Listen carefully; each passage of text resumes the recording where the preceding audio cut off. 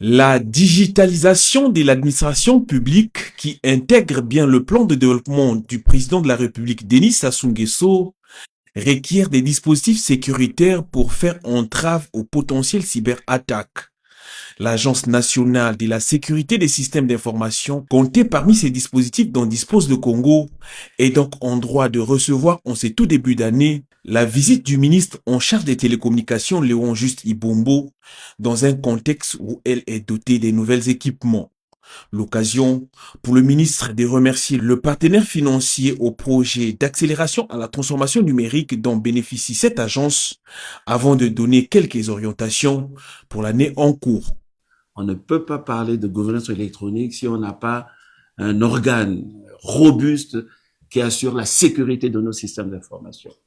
Qu'il faut d'abord, pour 2026, commencer à vulgariser auprès de chaque secteur les textes qui vous donnent le pouvoir d'être le grand contrôleur de tous les systèmes d'information. Il nous faut former. Il faut faire en sorte que les jeunes qui sont formés, que ce soit au sein de l'université Marien Ngouabi, que ce soit dans les autres universités à l'extérieur du pays, que ces jeunes-là viennent renforcer leurs compétences au sein de l'agence.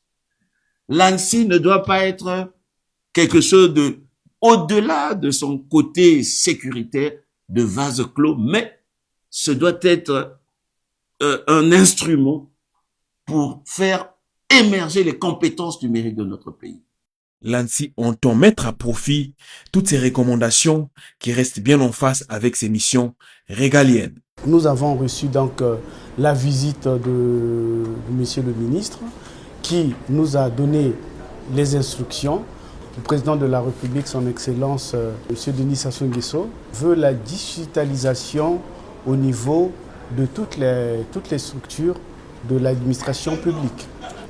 Le rôle de l'ANSSI ici est de prévenir et en même temps de défendre notre cyberespace contre ces attaques.